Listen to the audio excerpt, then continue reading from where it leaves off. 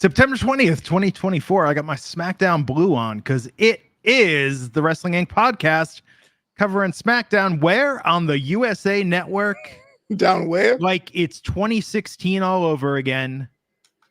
I'm Glenn Rubenstein, joined by Flobo Boyce. And yes, ladies and gentlemen, WWE week. It's always WWE week on USA, at least until October 1st.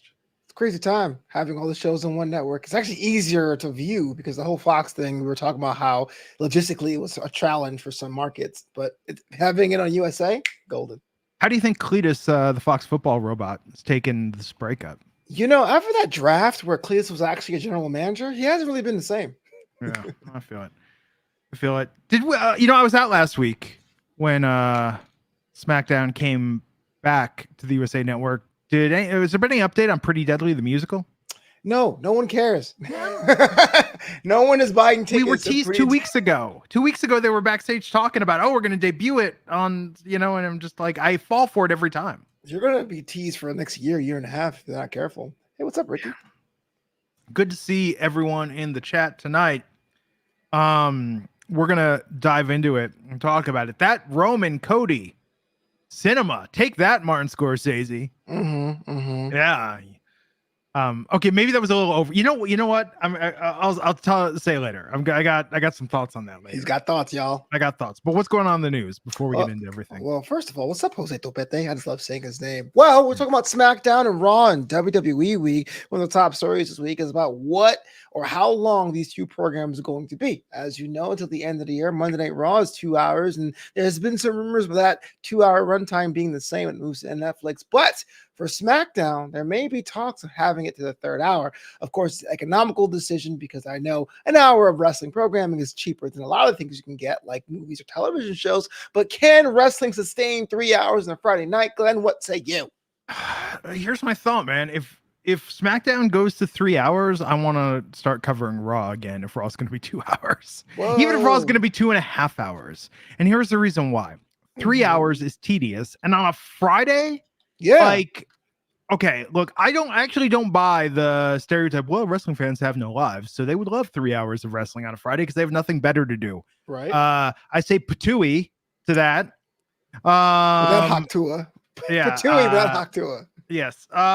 Because you got movies you want to watch. You got games you want to play. Maybe you want to go out and do something. Average WWE wrestling fan is age 50. So we're like the young guys watching the show. Yeah. I think that 3 hours on a Friday is a massive mistake. I've been there before, and the rationale is okay, everyone's out in some week. We all know Collision isn't the big show it started off to be, but at the same time, I really feel like wrestling is designed to kind of phase in and phase out. How many Monday nights? I mean, it's been 3 hours for like 12 years where we go, just get to 11 p.m. Eastern. I think I'm spoiled because I live in the West Coast, but if I lived in New York, I'd probably turn that show off a lot earlier. I mean, it's not 4 hours. 4 hours like 4 non is insane. But no, I think 3 hours though on a Monday, kind of you can make dinner, you can put it on the background. It's like Monday night, you're just kind of decompressing. I don't believe Raw is designed to be closely watched for all 3 hours. I think it is meant to be on, and you were meant to weave in and out of it whilst you were doing Monday night things. I think on a Friday, if I put that on in the background, okay, maybe I'll have that on while I'm playing Fortnite or something, you know, but if you have people over and they're not into wrestling, like that ain't going to go well. Oh, absolutely. I just feel like, again, I'm spoiled being on the West Coast. 5 p.m. Pacific, I kind of get my snack and I'll eat it. But I just know growing up, when I was a kid, it was fun because I was a kid. But as an adult, it doesn't really matter what time a 3 hour show is. It's not going to be good. The question becomes, do they do it anyway? You know what I mean? Yeah. I mean, because they get paid by the hour. Yeah. Yeah. Yeah. It just makes me think of that Simpsons episode when Lisa Simpson sees the Corey hotline, by Corey Haim Feldman, but it's, like $2 a minute. And she calls in the actor Corey is like, so what else am I up to today? And just like dragging it out and dragging it out and dragging it out. That's what 3 hours of wrestling feels like. WWE, if they got paid for 4 hours, they would go for 4 hours. True. You gotta go where you're booked, man. They would do a 24-hour stream If they could figure out, yeah, now we're gonna have a salute to the tornado tag match. Like they would Oh just my gosh. if they're getting paid by the hour, they're running out that clock. At the end of the day, wrestling is a cheap product. I mean, it's up there with stand-up comedy. I can understand a network saying give us 3 hours. Yeah, the wrestling fans will probably be burned out, but money talks, man. You might get a 5-hour Friday. Why not? And that's why I hear WWE is going to bring back Evening at the Improv. Interesting. No. Oh, I'm so gullible. Oh wow, I loved Evening at the Improv. Were you a big Evening at the Improv fan growing up? No, I would say a big fan. I have dabbled in the improv. I mean, come on, the brick wall, you know, and they would have the actors host it. And for some reason, the actors felt compelled that they had to do like a solid 90 seconds of stand up. So they would have like some jokes written for them, and it was always awkward. Well, it was awkward but fun in a way. Yeah. A train wreck situation. Yeah, it was weird. Jose wants to know what I think about White Castle on the Strip. I mean, it's been there forever. I don't know. Did they do a new one? There was one in Casino Royale. Yeah. Yeah, there's and I've meant to go there for a long time because they do have the veggie patty. And no, I'll tell you what, this Flobo, no one ever wants to go to White Castle with me.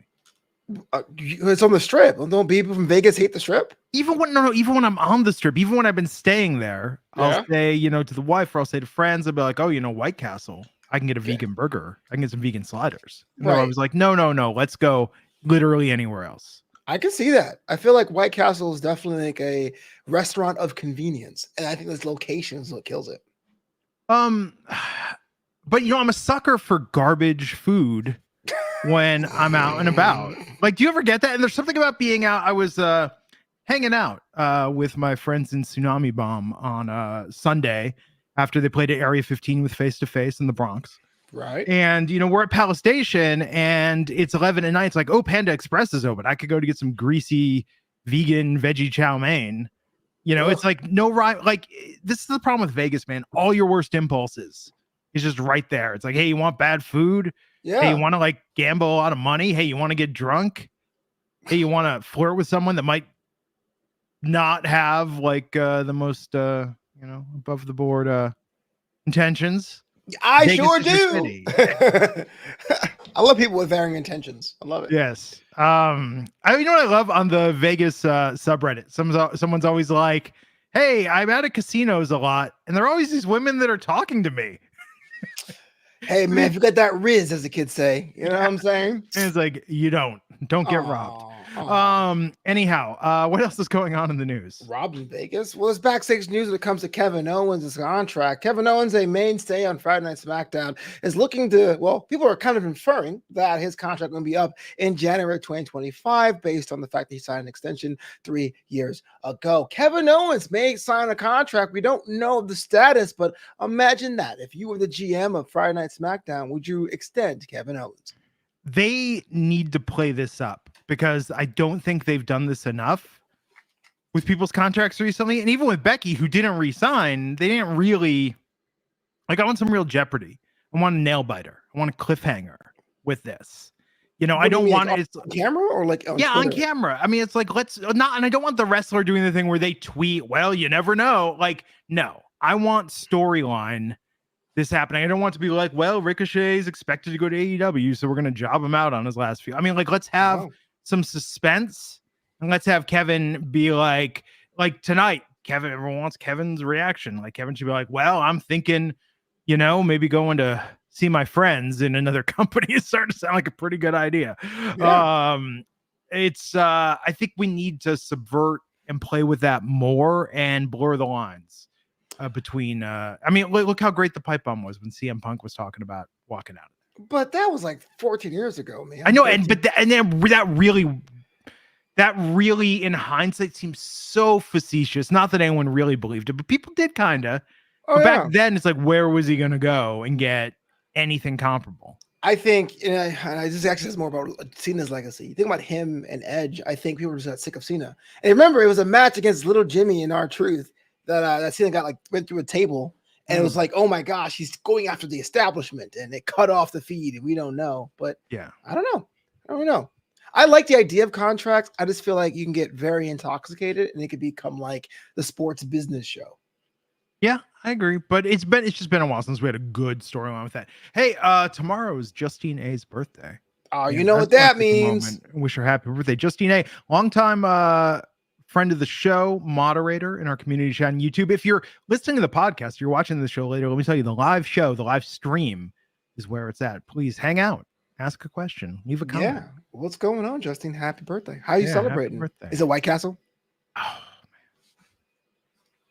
man. I have a question for you. It's What's kind that? of a personal question. Oh, uh-oh. Like, okay, so you're vegan or vegetarian, but like a lot of these fast food places don't use separate cooktops. Like, I know. how do you know which one's legit and which one isn't? Okay, so you know what? Actually, PETA, who I don't agree with on a lot of their tactics, but PETA has had a good point. Occasionally, they have a good point. I mean, I think the mission is right in my book. I mean, look, I think, and regardless of whether you eat meat, eat animal products, or not, I think everybody wants animals to be treated better. Sure. Like, I don't think people are against that. But PETA had a really good point, which is that if restaurants are offering vegan or vegetarian options, even if they're using shared cook space, even if there might be cross contamination, you know what? We should still embrace that whenever possible and give them our business whenever possible, because that will lead to them offering, they'll see there's greater demand, they'll offer more, and ultimately that helps more animals. So instead of saying like, oh, I don't want to eat there because they also serve meat, it's like, no, it's actually great that they cater to everybody. Sure, absolutely. I always wondered that. Yeah. But no, don't get me wrong. I love when somebody does a separate. I love when somebody does a separate cooktop. Yeah, gotta do it the best way you can. Yeah, it's super nice. But yeah, it's like I look. I'll tell you this. I don't care if you're an omnivore, carnivore, vegetarian, whatever. You probably don't want to see the inside of a kitchen of anywhere you eat. Oh yeah. I was like, the dramatic pause. You don't want to see the inside of the kitchen. As a kid, back when I ate meat, we left a Chinese restaurant once, and they had like the door open back there, and I was just like that almost made me go vegetarian just seeing what that looked like back there. It depends on the neighborhood. Yeah, sometimes you get like the actual butchering on site. Yeah, and they did, and I was traumatized as a child seeing that. That was so bad. You'll love the West Indies. Yeah. Also, here's my question, because I feel like we're all snobs about this. Locally here, there was a thing about this on some groups. It's like we a lot of us won't go eat at a restaurant that has like a health grade. It's not an A, because so many of them have A's. Occasionally you'll go to a B if you really like it or something. Yeah, I don't care as much. If it's a C, I'll say no, because then that's so many violations. It's a problem. But I had a friend that was a health inspector, and sometimes it could be like rats and roaches look at you a B, or it could be like you don't have enough ice. Yeah, I know. It's like whatever. But here's the crazy thing: DoorDash and Uber Eats do not show you those grades when you're ordering takeout from a restaurant by design. Yeah, isn't that weird though to think about? Yeah, I don't think much about it. I think about it. I've been priced out of DoorDash. I have to actually get my ass off the couch and go. I'm like, convenience. I get it. Yeah. No, it's just a bad habit. And you're right though, because it's ridiculous, because you order something and you're just like, oh, this is not that expensive. And then yeah, it is. Yeah. All the fees and everything. Like, wait, by the way, this episode is brought no, just kidding. Oh no, we ruined our trailer. Yeah. What else is going on in the news? Well, just in time for Justine's birthday, Ms. McMahon, the Netflix documentary, is debuting on September 25th. And Flobo Boyce wins the award for worst transition in 2024. Hey, I'm trying here, man. It's News Friday. Well, everyone's trying to figure out what is the general consensus of the thought inside the WWE camp of this multiple part documentary. This one comes from Dave Meltzer, so take it with a grain of salt, that ultimately the crew behind the documentary is trying to be objective as possible and therefore won't be seen with sunshine and roses. I got to ask you a question, Glenn. Miss McMahon, are you going to watch it?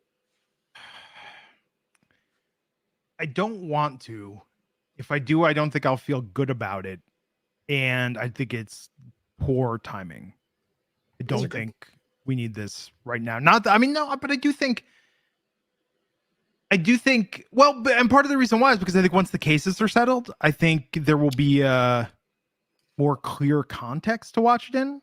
Whereas right now it's just kind of like, although, very strange that WWE for a change isn't promoting something even tangentially related to them all over WWE programming. I think it's a shift in personality, right? The controversy creates cash days are pretty much done, at least for now, I think. Yeah. Just weird. I don't know, man. Like it's just kind of. But here's the thing about it, though. I'm gonna tell you this, to everyone. Tell me something, brother. Everyone that feels weird about watching this. Within however long this documentary is, all the episodes, because it's a series, right? Like, yes. Multiple series, yeah. So it's like 4 hours. 4 About. hours after it posts, just go on Wrestling Twitter, go on Wrestling Inc. You will not be able to escape the bombshells from this documentary. Or not only the bombshells, but the things that may be like, oh, this interview was clearly given prior to the allegations surfacing, but now it really aged poorly. Some of these very nice things someone was saying. Yeah, I think I'm going to watch it only because, like I was saying a couple weeks ago about the subject when it came up about there's no good billionaires out there. But like ultimately, when you are at your job, you want to think how your employees think of you. You think you're a good business partner. It'd be kind of cool to see what everyone has thought when it comes to this context of him being the visionary. Like we see a lot of documentaries where it's like, oh, he screwed me over, brother. But I mean, like the idea of him building this business, which could have been ran to the ground. Sure. I gotta do something, man. Come on, man. Didn't we talk about this before? We did. I was like, people seem to like Richard Branson and Mark Cuban. Yes. You know, but, I mean, Mark Cuban was on Shark Tank. I love that show. Yeah. I don't know. Try to think who else is a billionaire. We should look at a list. There's not many. Or good billionaires, I should say. Oh, isn't Byron Allen a billionaire? Is he? I know he's up there. He was. He has a lot of money. I mean, he's in entertainment. Gotta be careful. Those valuations take a dip after COVID. No, I've just never heard anything bad about him. Oh yeah. Fair enough.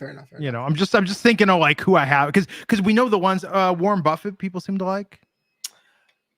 His kids don't, but most people do. Yeah. Yeah, I don't like anyone who's ever denied me a loan, Flobo. You know. Yeah, fair enough. Yeah. Yeah. Take that, Bank of America. We're losing sponsors left and right. Yeah. What else? And finally tonight, there's one individual who won't be mentioned in that McMahon documentary, and that is Vince McMahon's accuser, Janel Grant. A lot of people were asking whether or not that going to have a touch upon the trial as part of some of the episodes, and it may. That's still inconclusive, but you're not going to hear about the accuser or her representation. Speaking through her counsel, the name of the game here, the overall thought was, look, we're going to be able to tell our story in our terms. We're not going to feed our half of a story into the McMahon documentary, so you won't really hear an account from Ms. Grant. I mean, we'll see. I think it's tough to comment on pending litigation, which makes it even more mind-numbing that Triple H and some other people couldn't have just said that when people asked them about this stuff. But I think, you know, I look forward to this playing out in the courts, and I hope she gets justice. It's kind of interesting that Netflix has always stated when it comes to their content play, like we don't really have an opinion. We'll play anything that has a certain quality. And I guess it kind of helps them out because no one's asking for it to be removed, that no one's like losing subscriptions or anything. But it is kind of interesting that you're having WWE move over on Raw in January while this thing is happening concurrently. It is a very strange coincidence. I agree. Okay. That's it. Well, then, let's talk about SmackDown on the USA Network. Yeah. So weird that, just SmackDown. Like, it's weird WWE programming moving around. Like, it's actually quite common. Right. But it's actually funny, them as a company, when you think about the fact that they don't maintain homes. USA, they've been in business with USA a long time, but it's just interesting how it's kind of like J-Lo and Ben Affleck, where it's like, didn't work. Oh, I can't quit you. You know, it's just, yeah.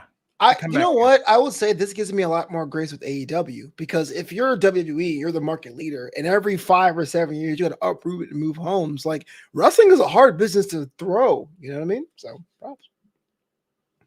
So tonight, SmackDown was in Sacramento, California. Boo! Sacramento, the capital of California. It used to be Eureka. Now it's Sacramento. Wow, deep cut. I didn't know that. Hot as blazes in Sacramento. It is. I fly up there all the time with the Air Force. One time, dating someone in Sacramento, and then it got to be like August, and she didn't have air conditioning, and I was like, I don't think this is gonna work out. Wait, how does she not have air conditioning? I thought that's kind of a No, standard. it's actually not everyone now probably, but back in the 90s, Flobo, it was a different time. Look, man, I do this show without air conditioning, and I have a fan. I have a glass of water. Like every time I do, I'm like, oh, next year I'm getting it. And she's up there in Sacramento just chilling. Yeah, she doesn't deserve you, man. LA Knight versus Andrade for the United States Championship. Yeah. Open the show tonight. Audience loves them some LA Knight. Andrade failed to seal the deal, but what did you think of this match? And where does Andrade go from here? Well, this is interesting because I like the fact that this match came in between of now the best of 7 between Carmelo and Andrade. I thought the 5th match was going to be the end of it. Andrade gets the #1 contendership, falls up short, and then gives LA Knight the handshake, which means he's going to be one of the good guys in the locker room. So I like the fact the US title division is still kind of thriving because you have #1 contenders, #2 contenders. That's always a good sign. The match was a banger. Yeah, it was a filler match and a filler episode, but can it be filler if you're on the edge of your seat? Who knows? It was very good, but yeah, it's interesting that after we had the confrontation between Carmelo and Andrade, so the beat goes on. Fries in the bag, bro. Put the fries in the bag. Who should LA Knight face next? The winner of the best of 7 of Andrade. Oh man, you're gonna get that forever and ever and ever. Like, here's the thing with SmackDown, and you know what? NXT doesn't have this. I don't know if Raw has this. And by the way, I had that epiphany tonight when I was fantasy booking my own life and saying maybe I moved to Raw if Raw was going to 2 hours. I was thinking that I kind of like that I watch SmackDown and I watch NXT, and I really don't know what's going on Raw. Wow. Blissfully unaware, unless somebody texts me like, hey, you got to see something. Yeah. The segment was great. I like that there's this other universe within the WWE, this other little pocket that I'm not as familiar with. But I was thinking about it tonight, and it was just like, man, SmackDown has a sameness problem. Go on. Well, and now that they're back on USA, I think, and this is what worries me a little bit about NXT, because we were saying with NXT, oh, they're holding their powder for the CW. And I was like, well, SmackDown is going back to USA, and then they're really going to start cooking with some new stuff. Mm-hmm. But I feel like a lot of what we saw tonight was just slight different variations. It's like as a kid, did your parents have like a go-to dish? And then sometimes they'd be like, hey, tonight, good news, we're not having I think it's something different. Where they're like, hey, we're not having chicken parmesan. We're having Santa Fe style chicken. And it was just the same baked chicken, but with a slice of Monterey Jack cheese on it. Yeah. And so not that, but I get it. Yeah. Whereas wait a second, parents, these are all the same ingredients. You're just slightly remixing them and calling it a different meal. You had to eat your meal. Shut up, Glenn. Yeah. It's like, hey, good news, it's Taco Tuesday. Hey, greater news, it's Burrito Wednesday with all the leftover ingredients from Taco Tuesday, but we got some big tortillas this time. Yeah, I bet that.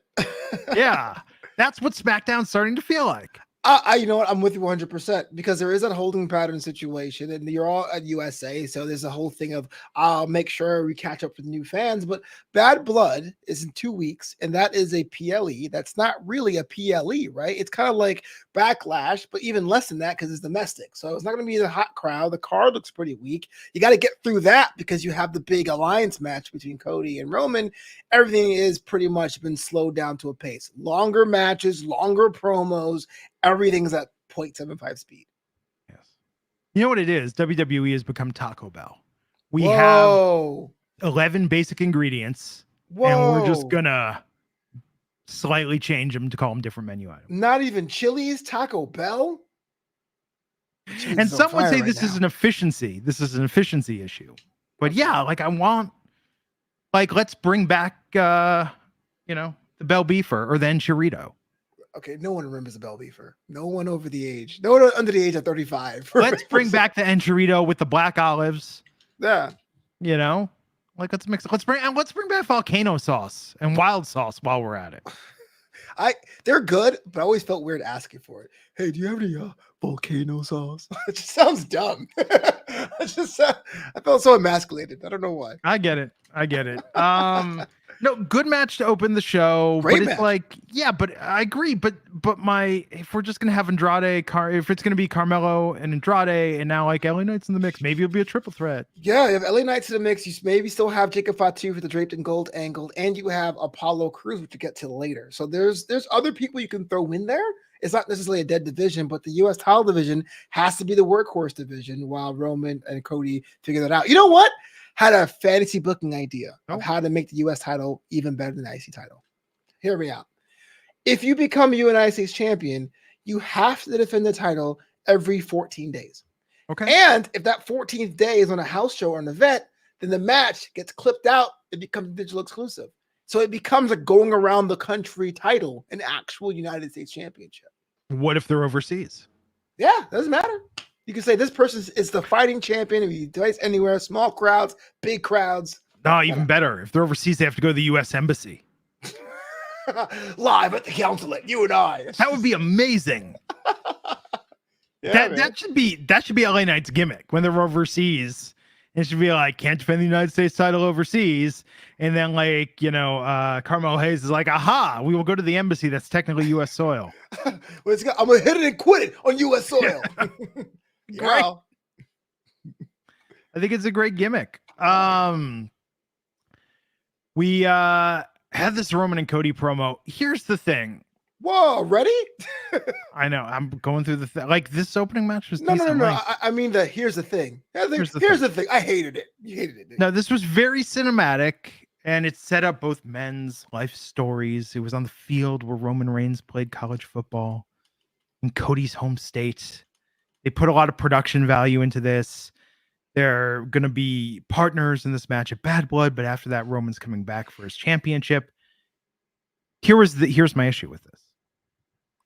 Right before this went live, in like the hour leading up to this tonight, if you follow social media and wrestling Twitter, WWE, I'm just gonna say leaked. They like gave a heads up to some sources, like, hey, you don't want to miss this promo.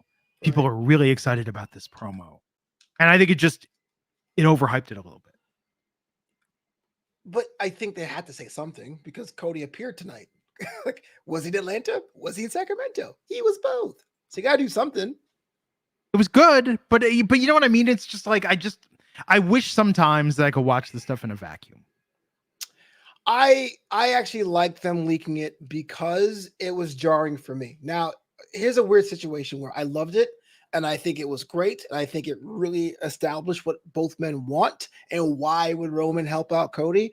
But the idea of them going like from this sports-based match between Andrade and LA Knight to this Lucha Underground CW type promo was jarring for me. So I'm kind of glad I saw it coming so I can appreciate it for what it was. Drones, lights on, everything else. But if I just would have seen this, if I've been home watching TV, I would have been like, oh, what's this? And then like, I think it just would have like the element of surprise and discovery is very important. Absolutely. Very cinematic. But yeah, it was very well shot. It was very well done. It's good. Here's a question. Do you think we'll see the return of cinematic matches? Well, so when I was watching this tonight, my other thought was like, man, this really sucks for everyone in Sacramento. I mean, they're fine. They have air conditioning. That's true. No, but you know what I mean? Though, like if I went to a live show and then like 10 minutes of it is this video. Completely agree. Completely agree. So that's part of it too. So no, I think with cinematic matches, I thought the Boneyard match was great. Firefly Funhouse match was amazing. I think WWE could have done more with that. Not like the House of Horrors match or some of the bad ones we've had. The Wyatt Compound one that was a ripoff of the Final Deletion. Oh yeah, I was more like Final Beat. Like I felt like matches like Final Beat can set up a place. Yeah, I think they have to. I would love it. And I've talked about this. If I were to start Fed in Vegas, it'd all just be cinematic style matches. Wow. I would put on probably on YouTube, but I would have a Fed that was all cinematic matches, and then we would have a live event where it's like come out and actually see. But we do something special. Yeah. Like it would be more like going watching the Waterworld stunt show at Universal than it would be like watching like a wrestling match. These deep cuts. Mariner front tumbling out in the water. Yeah, but it would be cool though, you know. So I like it though. But yeah, the problem is the live audience. So if they were going to do a cinematic paper, see, this is why they're not going to do a cinematic PLE because they can't sell tickets to it. Absolutely. But I guess the question that came from that was theirs did the stare down for so long. I thought they were going to like throw real blows. They didn't. But I wonder if that would be something we so like, or is that just something that's specifically 2020, like those AR things, you know? You know, I could see TKO because we talked about this before, like the Hall of Fame. Like, what does WWE have left to sell? If Fathom Events or somebody that streams like UFC and movie theaters, if somebody came to WWE and said, we're going to pay you $20 million and you're going to produce 2 events to be shown in movie theaters nationwide that we could sell tickets to at $20 a pop, WWE would do that in a heartbeat. Or you could put it in the Sphere and charge $2,000 a ticket. Yes. But that's how you get cinematic matches. Somebody's got to write them a check. That's how it happens. How many times have we done something dumb because someone paid you to do it, you know? I mean, mixed match challenge. That was fun. They should bring that back. Yeah, I know it was a Facebook experiment, but they should really bring that back just because. I think it should replace Speed, personally. Yes. That VR company paid them money to put VR cameras on the ring posts, and it was available on the Oculus Quest. Oh, now it's not anymore. But I remember the one time that was really useful was the weird pin in the Mania main event when Becky pinned Ronda. Mm-hmm. Like it looked much better in VR. Like the angle made much more sense of the VR camera rather than what we got in the finished product. I'm surprised that there wasn't really leaned into. You know what I mean? I would probably get a headset for wrestling content. Because it's theater in the round, right? Like you're you're watching it from the post, but you could switch the post, or it would switch the post view. So it was kind of like, But it was a lot of like, there was a lot of like corner spots where they toss them in a quarter, and so you just see like the back of somebody's hair. Oh, yeah, Or the coolest thing was when you see the dive in the corner when the person got out of the way, and then you'd see they were like coming right towards you. That was cool. Nice, yeah. Yeah, but I don't think that stuff's online anymore. I don't think anyone ripped it. But it was neat when it existed. They only did that for like 2 years, though. I just think they're neat. They're neat. The problem is, though, the low resolution also kind of kills it. Like, you would have, like, sporting events or concerts, and it'd be like, I'm just watching grainy video. Fair enough. But the first VR stuff I saw was like in 8 bits, and I was like, what? Yeah. The future is now. No, I get it. Anyhow, yes, I think that this promo was good. It's great. Awesome. It was very well produced. But I would love more stuff like this for promos. But I think that you don't need to draw attention to them. Like if WWE just starts doing this and we start seeing stuff like this, people go like, "Oh my God, SmackDown's production value is through the roof." True. You know, not like those promos that we had right before the pandemic where it was the words on screen all the time. Oh yeah. Your kids will remember those. No, but like I like the fact that they kind of made Bad Blood count and matter. It felt weird that them flying out to Atlanta to do it, but I'm glad they did it because again, it's Cody was already there, probably. Yeah, the whole city fights for me. I've been to Atlanta. I'm not a big fan of the city, but what I'm saying is, if you give that chance for someone on the undercard to really have that moment, like not saying Apollo Crews should be the guy, but here's somebody who's been around, has had 4 or 5 personas. He could benefit from a legit cinematic thing like this, not seeing the future or whatever. And honestly, I mean, you can kind of shoot this stuff on a phone now. You got like a newer iPhone, and not everyone needs like a red camera and a lighting package. I don't know. You could do stuff. You can get innovative with it. Yeah. You know, we'll see. But it was good. I think a lot of people are buzzing about it. The hype is real. You seem a bit unimpressed. No, it was good. Well, I mean, you don't want to, if I don't want to watch cinema, Flobo, I'll watch. When's the last time you popped? When's the last time you're like, oh, it was phenomenal? When's the last time? Glenn, you're killing me. Okay, this is going to get me killed in the comments tonight because people are like, I can't believe Glenn thought this was the high point of the night. That Chelsea Green promo tonight was pretty amazing. Oh my God. I would have killed you, but okay, let's get to that. It was great. It was very new generation WWE. Very new generation. Fun. It was very 95. It was unexpected. That's what it was. It was unexpected. Yeah. Surprise. Well, like if you want to talk about what pops me, it's something where it's just like I was not expecting that. I was not expecting, it's an unexpected laugh, it's an unexpected reference, it's something. So again, this was where the hype thing was, because if I was just sitting there at home, think about all the White Rabbit stuff, think about all the Wyatt Six stuff. If somebody said, oh, it's not on WWE, they're going to do something really creepy and innovative, and then you saw it and you're like, it's just a QR code. But when you see it and you're like, oh, what are they doing? Oh my God, I have questions. Right. Like that's how you build intrigue. So don't promote anything. No, if you're already watching the show, do you think anybody tuned in tonight for that promo? Because they put it out on social media immediately after. I did, because I was like, what the heck are they talking about? But I'm saying, like, you were watching the show already. Well, I'm on a podcast, so I have to. But what I'm saying is that got me intrigued to check it out. And I love LA Knight, but the match against Andrade, I go, okay, that's fine. I go, oh, what is this about? I thought it would have been a match. I thought it would have been like a reveal or something. Or a stadium stampede, really. That's what I thought. I thought it was going to be a stadium stampede situation. Well, they followed this up with Apollo Crews versus Giovanni Vinci, and Apollo won again. Match of the night for me, hands down. I mean, I popped for Vinci's debut when Apollo beat him. That was unexpected and amazing. Yeah. Not so much. Surprise, like I'm very easy to impress. Just surprise me with something. Oh, I have it down in my notes. It says Vinci Cruz 2. That's going to be the next best of 7 series. So yes. I mean, it'd be funny if Vinci just keeps challenging him and keeps losing. That's an acceptable angle. I'm down with it, but the IWC is like already Papa H. You're booking him all wrong. Like all these Vinci fans come out of nowhere, you know. So all the Vinci fans. I like Vinci. I like Giovanni Vinci, but I knew when he debuted, he did not dress like his promos, and that to me was a huge disconnect. So when Apollo beat him, I was like, okay, he's gonna get serious. Then he didn't. I was like, oh, I'm on board. Where does it go from here? Yes. Second after this, this was kind of weird. Like Byron's backstage. Kevin Owens, what did you think of the Roman Cody promo? Later, Kevin, what did you think of the Cody Roman promo? And it's like, I have to tell the crowd. And it was just like, I felt like they built that a little much. Like Kevin Owens' opinion on this. This is what I meant by filler. Like, I loved today's SmackDown. I have to talk about it because we have a podcast. It was great, but these are moments that could have been combined, so you can tell that was the fill time. Yes, but I liked it though. What did Ja Rule think of the Roman Cody promo? Ja Rule. All right, Chappelle. But I'm just saying, like, it was kind of weird. It was like, Cody's your friend, Roman's your former foe, and like Kevin could have just been like, Sami Zayn and the Bloodline. Like, what do you want from me? Saxon is a journalist, okay? Yes. Kevin they canceled Level Up. Yeah. He needs a new job. Wait, I thought Level Up was staying. No, with the Hulu deal, it's gone. What?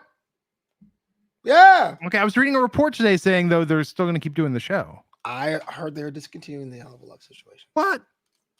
I gotta get to the bottom of this. Wrestling Inc. What's the deal? Like Wrestling Inc. What's going on? Okay, wait. I'm seeing they cancel the taping, but then I'm seeing headlines that are like rumor killers on this.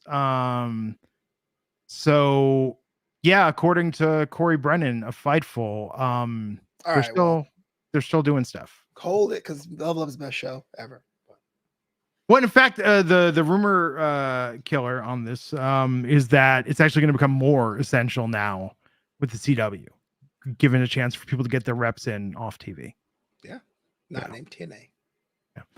Yeah. So yeah, Kevin Owens has thoughts given his history with everyone, but he was interrupted by Tama Tonga Tongaloa and Jacob Fatu. Mm-hmm. They came down there, beat him up, and then DAY came down to make the save. Thanks, guys. They started fighting, and Nick Aldis came out and said in the main event tonight, there's going to be a 6-man tag. This is, I'm like, didn't we just see, again, we saw a variation. Wasn't Kevin Owens and the Street Profits against the Bloodline, or we had the Bloodline versus DIY and the Street Profits. Again, this is Taco Bell, Flobo. They just remove an ingredient or add one ingredient, and it's a totally different menu item. See that? Bring back the beefarito. I almost thought Aldis is going to be like, holla, holla, holla, after he said that. Yeah. You 6 men have a problem to solve. Holla, holla, holla. You see, 2 weeks ago, it was a bean burrito with red sauce, and tonight it was a bean burrito with green sauce. So I'm on board. I like the Bloodline. I'm one of the few people that actually like Bloodline too. I don't understand why DIY still getting themselves involved. They get their ass handed to them like 3 times in a row. They should probably do something else.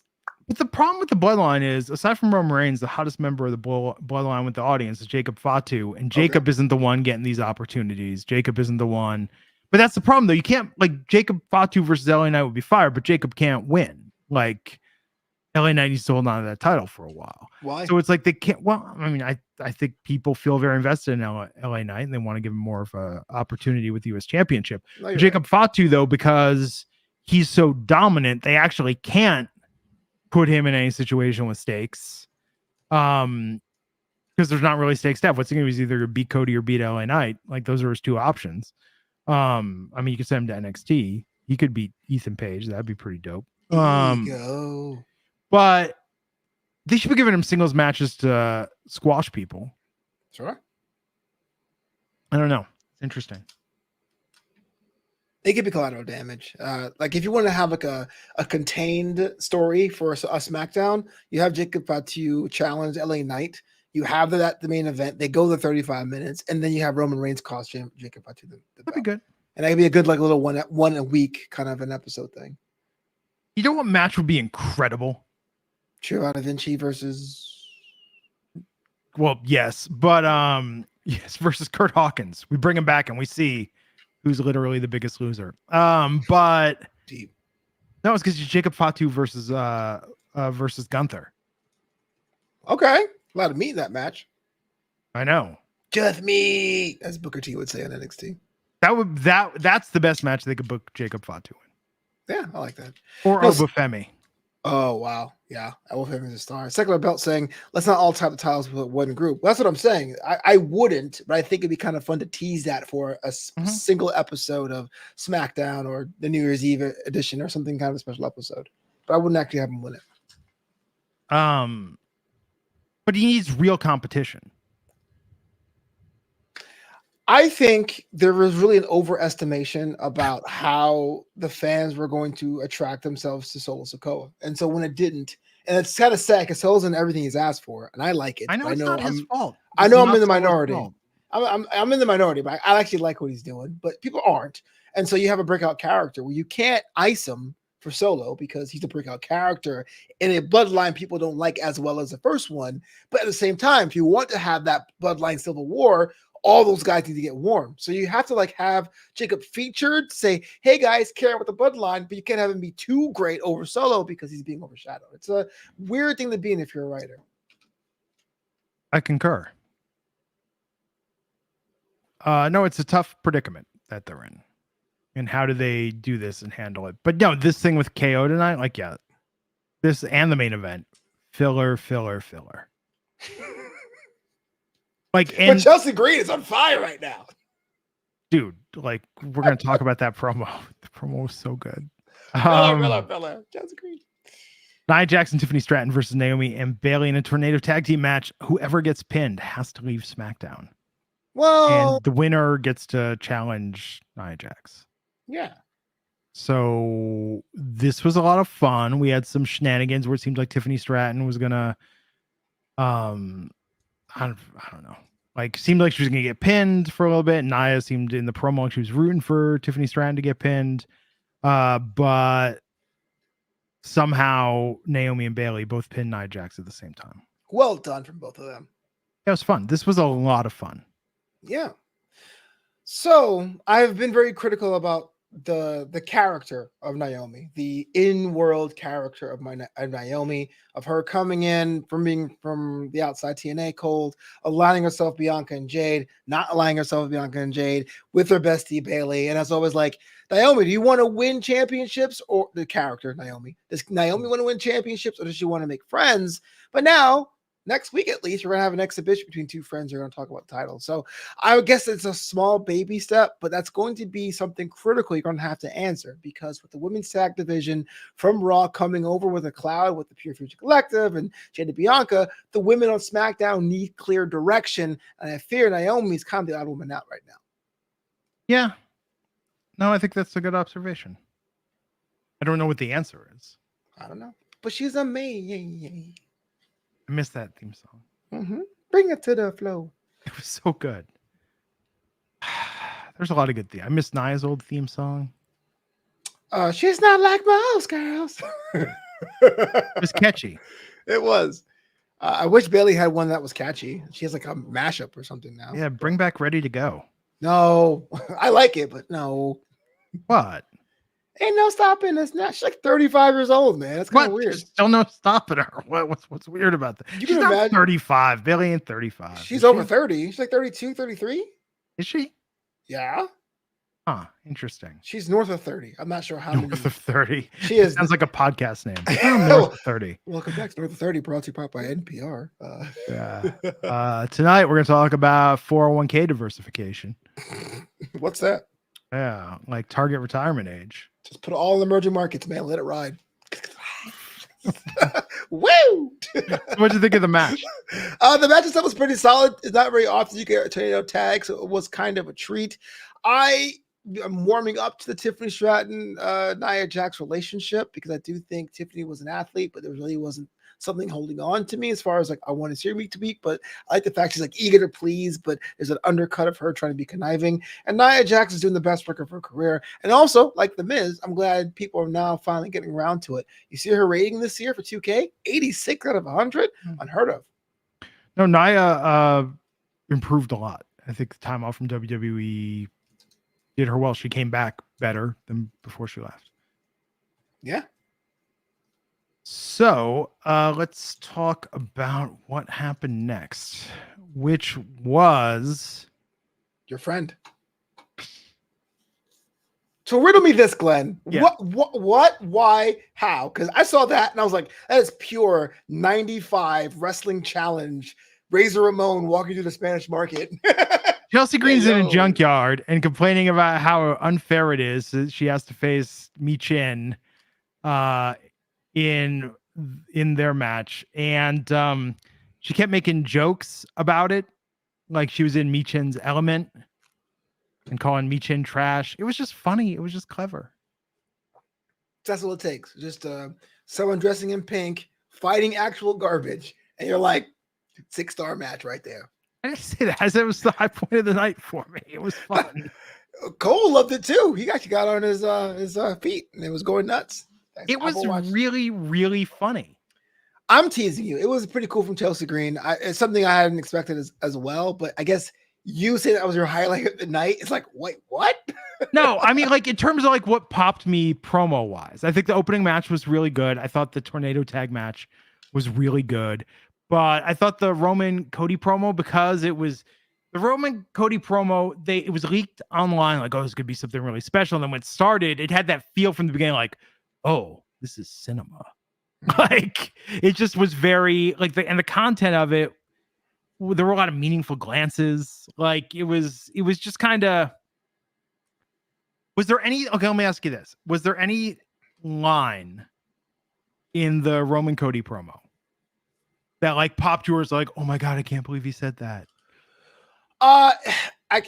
It's hard to say because they repeated it. But when Roman looked at Cody and was like, they took my cousin, my wise man, and my little father, I go, oh, I see why it matters for him. That he's willing to align himself with someone he respected as an adversary to go after someone who took things personally. But then Cody said it again. I was like, oh. Like that's like your dad who tells the same joke after there's a punchline, like after saying the joke. It's like, Dad, we get it. We heard you the first time.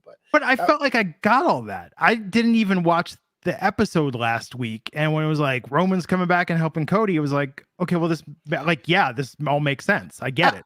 Absolutely. So if you're following the sport, yes, everything's been showed physically. That's what wrestling is, the visual art form.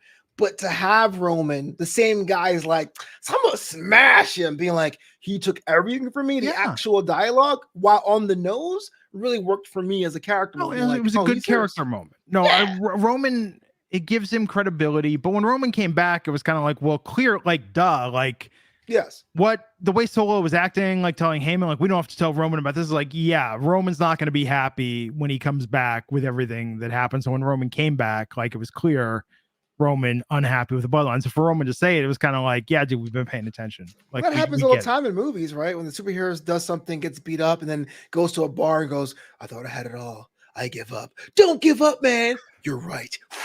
You know what I mean? It's just that's what it was. It's fine. The all is lost moment, they call it. Yeah, I know. That's good. It's good. But no, I thought the Chelsea thing was very over the top. She made some good jokes. It was just fun. Where was Piper Niven? Piper was like, I'm not going to a junkyard.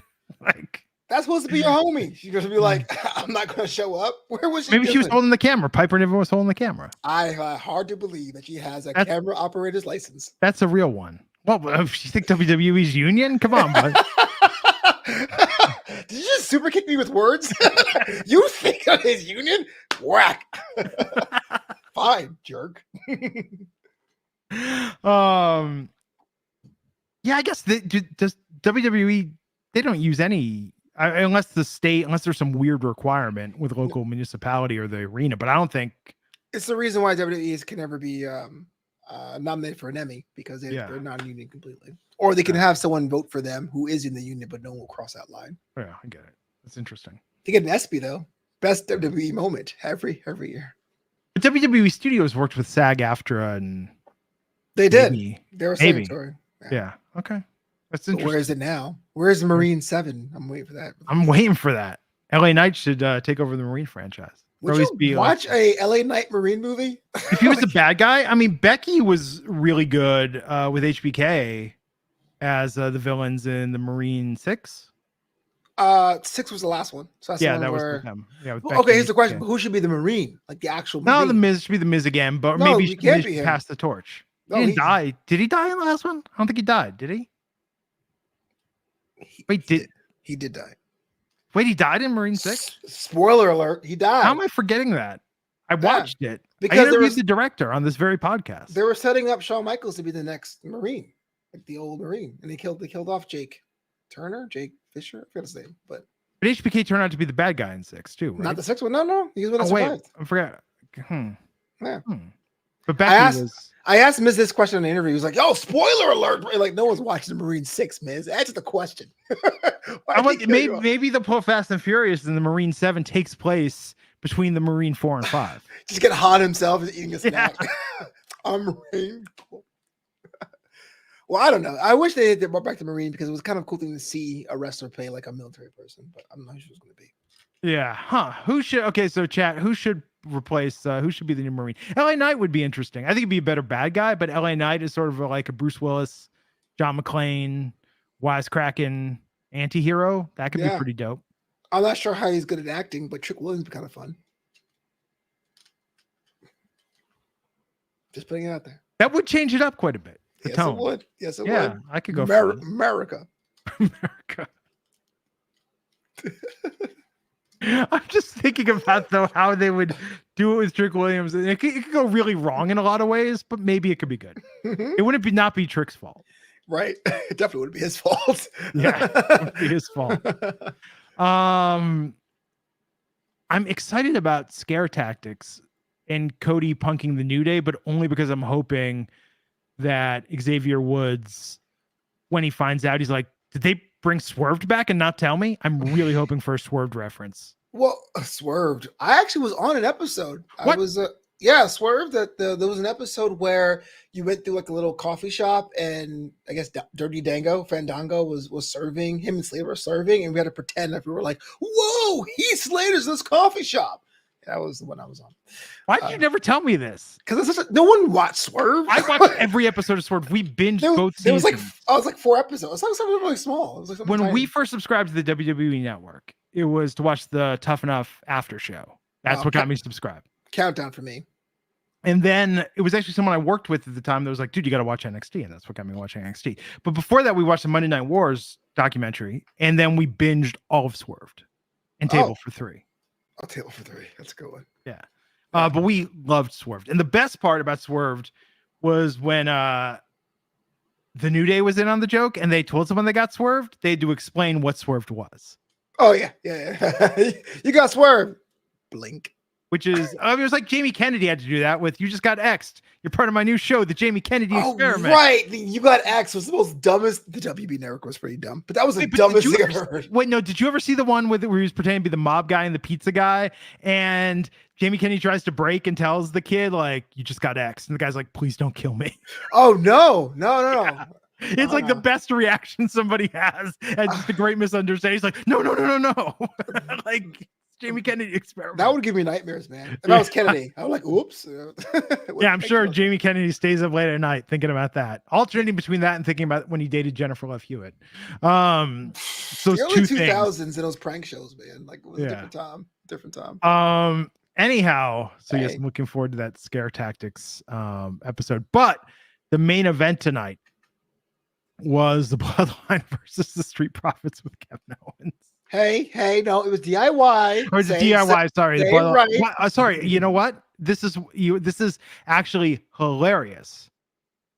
I'm reading this Oh, off of the I'm reading this on the Wrestling Inc. website recap, and that's the headline: the Bloodline versus the Street Profits of Kevin Owens, because that was the match a couple weeks ago. no, that actually happened, but Yeah, I DIY know. got their asses kicked. I want people to understand they got their asses kicked again, and they're still coming out after this match. That was my biggest gripe. Yeah, so no, tonight it was with DIY and Kevin Owens Yeah. versus the Bloodline, and the Street Profits came out at the end. But it's just funny that even Wrestling Inc. is like, oh yeah, we covered this match before. Sure, Just it's a beef copy burrito. and paste. It's a It was Crunchwrap auto Supreme. completing. Yeah, it was auto completing. Meat, cheese, beans, and vegetables. Yes. You see, but this is in a crispy shell, whereas 2 weeks ago it was in a soft flour tortilla. You know what's a hot take? There's only two things from Taco Bell I actually like. Is one of them the double decker taco? No. Oh, really? I love the double decker taco. I can only eat taquitos or taquitos or and the caramel empanadas. That's it. Or and Baja Blast, of course. Natch. But that's it. Word. I like that they added potatoes. That's like the biggest step forward in Taco Bell. Potatoes becoming a part of the menu. No, absolutely. Potatoes Still superior, man. contend Del Taco though is superior because Del Taco has French fries. Yeah, I've been in Del Taco exactly once in my life. And you live like in the Del Taco capital of the world. It's surreal to me. Love Del Taco. Anyhow, so tonight DIY Kevin Owens took on the Bloodline. And wouldn't you know it, all chaos. All sorts of chaos. Yeah. The match devolved. But Cody Rhodes came out to make a save. He wasn't in Atlanta. It wasn't. He's in Sacramento. Cinema. It's always weird when Cody Rhodes is like, waits, everyone gets kicked, get their asses kicked because of him and his feud. And he goes, I guess I should get a chair or something and help out. Like, that is definitely your mom has groceries in the driveway energy. I'll put on my slippers. I guess I'll get the stuff. Come on, Cody. They're getting her ass kicked for you. Yeah. This was fine. Yeah. This was fine. It was a show befitting of Sacramento. Sacramento has a lot of Del Tacos. The Bay Area doesn't have Del Taco. Sacramento does. Oh, yeah. Yeah. Sacramento, LA, and the Central Valley. Mm-hmm. I used to have to drive to Fairfield to get Del Taco. That's where the Air Force Base is. That's when I work at. Go to the Jelly Belly factory. That's in Nut Village or something like that? No, you're thinking of the Jelly Belly outlet store that's in the Nut Tree Village. That's in Vacaville. But the actual factory is near the Budweiser factory in Fairfield. Oh. You can go there and get a tour and sample some Jelly Bellies. For those who don't know, it's Ronald Reagan's favorite jelly bean. Yeah, I've got like a portrait of him made in jelly beans. It's the most random thing I've ever seen. The president's favorite jelly bean. As a kid, though, I was like, "Oh, that's humanizing." Just, I mean, facts, but it's kind of random. Like, I wonder. I'm never like, of all the jelly beans out there, I wonder what Ronald Reagan was all about. I think that's what put them on the map, though, because that was when I first heard about them. Yeah, and then I was in Northern California at the time, and it seemed like they were everywhere after that. Was that the brand that was in that jelly bean documentary with Weird Al, who's like, I love it because it's vegetarian because it's not made out of gelatin? Is that the one? I don't know. That's interesting. Maybe. I don't know. Hot takes, guys. Welcome to this Smackdown After Show. Are Jelly Bellies vegetarian? They're not more after those. Yeah. Candyman. Yeah, the documentary. Yes. Oh, yeah. That's the one. So there you go. That's the one. So yes, Cody came down. I'm just waiting for War Games. I just want new Bloodline, old Bloodline, and old Bloodline better have Sami Zayn. Well, this is the problem I'm having. So, yes, War Games, Survivor Series, Bloodline v. Bloodline, Paul Heyman's back, Roman's back. I guess Sami Zayn back would hit. But no one cares about Tonga Loa. Nobody cares about Solo Sikoa. I love Jacob Fatu. I'll even give you Tama Tonga because he's like the other guy who puts his work in. But my concern is, will the match be good if one half of the team you want to lose, you don't care heads nor tails about? You know what I'm saying? What if? Okay, so how do you make people care? That's the question I have, because I feel like they put Solo in matches, they gave him promos, they gave him these tools, but the fans are like, "Yeah, you're just keeping the throne warm. Like we're done. We're bored." I mean, I hate to say it because this muddies the match. The real way to make people care is like Tongaloa turns on Solo, but then like Jimmy turns on Roman. Yeah. Then you're like, oh, this is now more interesting. I would say this: if I was given the pen at WWE, first I would resign because you shouldn't do that. But that's what you gave up the pen. I would my resignation later. What are you guys doing? Oh, that's a dumb decision. No, I would have you. The nuclear option is to have Solo Sikoa break the fourth wall, go to Monday night and run roughshod there and say, we're the only family that matters. Forget your factions, forget Pure Fusion, forget Judgment Day. We're here. We're taking everyone over. So people can boo them and care about booing them for a reason, because on SmackDown, there ain't a roster to support them at all. You know how you get, you know what the bloodline needs? You want to get Solo to get nuclear heat? Dominic Mysterio. Dominic Mysterio joins the baby bloodline. Whoa, but you would leave his crew? Just saying, it'd be interesting. Yeah. No, we should have had Judgment Day versus the Bloodline last year. That would have been a great War Games match. They never did that. That Judgment Day would have slapped, yeah. Yeah. But I feel like this is where it's going, but you're right. It's kind of like, well, we just want to see the original crew beat up the new crew. I mean, and it's going to happen, but you really haven't built them enough to be like, oh man, this is a match, you know? I think they got to put Jacob. Jacob maybe has to betray Solo and kick Solo out. I mean, Jacob is a superstar. Jacob is, but I think there is some value at least on paper, of having the most charismatic, the strongest person pledging allegiance to Solo. Very much like how Wardlow did to MJF, to go, okay, I'm going to watch this guy to see what his backstory is. Why is he caring? I think these are all things you would do to make a character look interesting, but for some reason the crowd is like, Solo Patooey.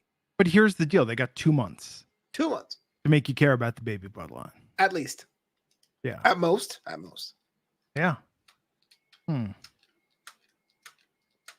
I don't know, man. Goodfellas, like, could Jacob carry the mic? Watch the interviews with Jacob out there. Like, that dude is charismatic. I know he just sort of grunts and growls mostly on the main roster, but that dude can talk. He is. But you establish him as your number 2. Yeah. We'll see. Anyhow, that was SmackDown tonight. Maybe next week will be an improvement. It was a good show. It's just, you got to talk about it for an hour. So, of course, we're going to. It was good. Like, the opening match was good. Cinematic promo was good. Chelsea Green promo was phenomenal. Tornado tag match was good. Still haven't seen Pretty Deadly, the musical. Main event seemed really thrown in, just sort of phoned in, thrown together. Very house show. Yeah.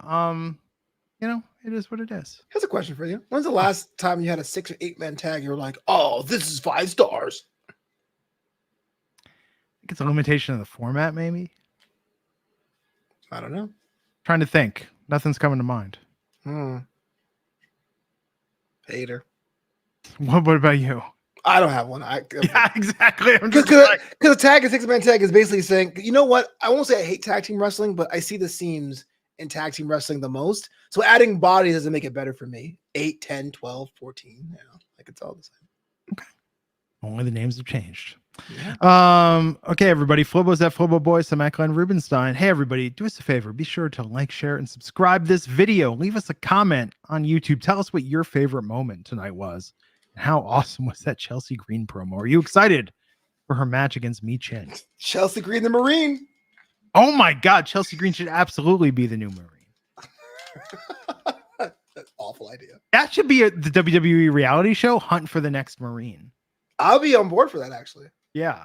It'll just be like, or we could be like one of those SNL casting compilations, and we could just have everybody like, and R-Truth's trying out, you know, it'd be good. Yeah.